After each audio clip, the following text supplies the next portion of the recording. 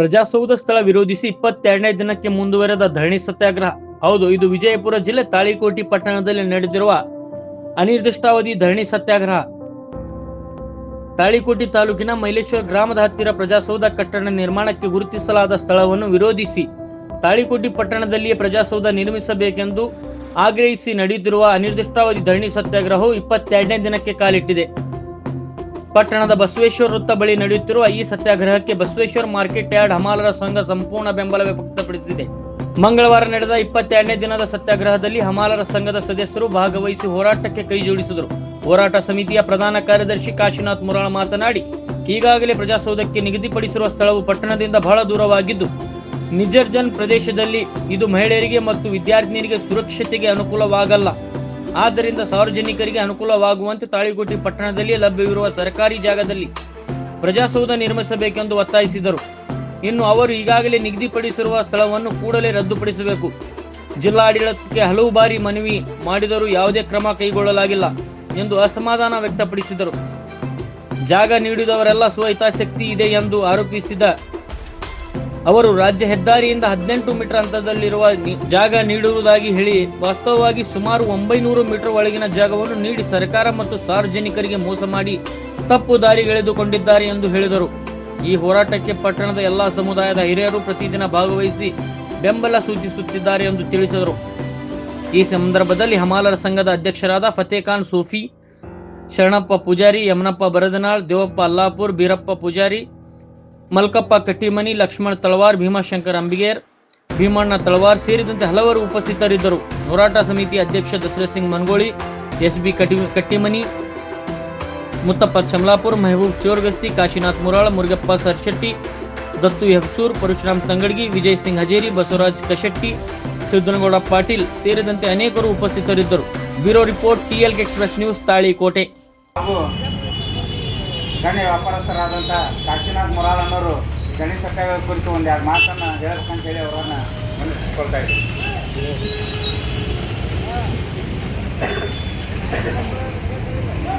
ಓಂ ಶ್ರೀ ಗುರು ಬಸವಲಿಂಗಾಯ ನಮಃ.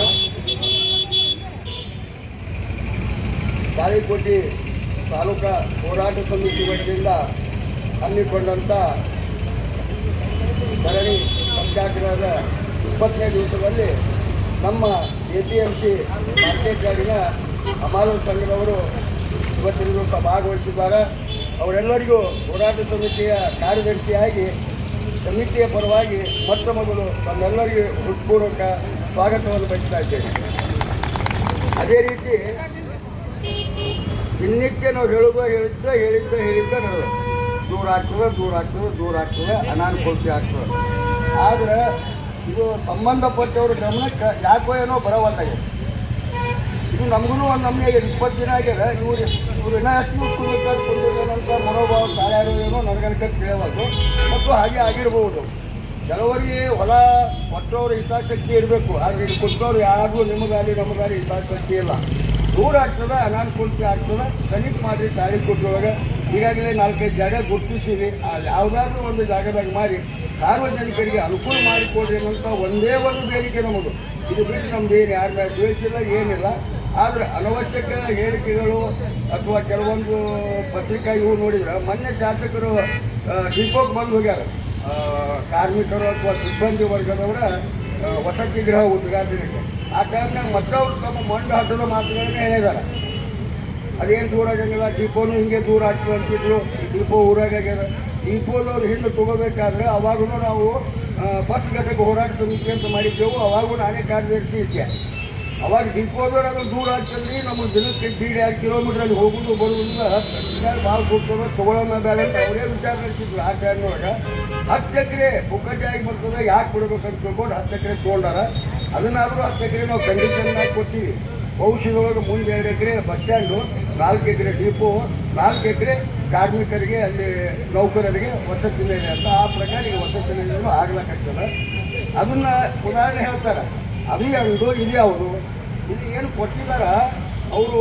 ನಾವು ಎಲ್ಲರೂ ಕೂಡ ಸನ್ಮಾನ ಮಾಡಿದ್ರೆ ಭಾಷಣ ಮಾಡ್ಯಾರ. ಎಲ್ಲೇ ಬಿಜಾಪುರಾಗ ಯಾಕೆ ಸನ್ಮಾನ ಮಾಡಬೇಕು, ಯಾರು ಮಾಡಬೇಕು ನನಗೆ ತಿಳಿದಾಗಿದೆ. ಅದು ಯಾಕೆ ಅಂತಾರೆ ಅನ್ನೋದು ಅಷ್ಟು ದೂರ ಕೊಟ್ಟು ಅದು ಮತ್ತು ಸಾರ್ವಜನಿಕರಿಗೆ ಸರ್ಕಾರಕ್ಕೆ ಮೋಸ ಮಾಡ್ಯಾರ.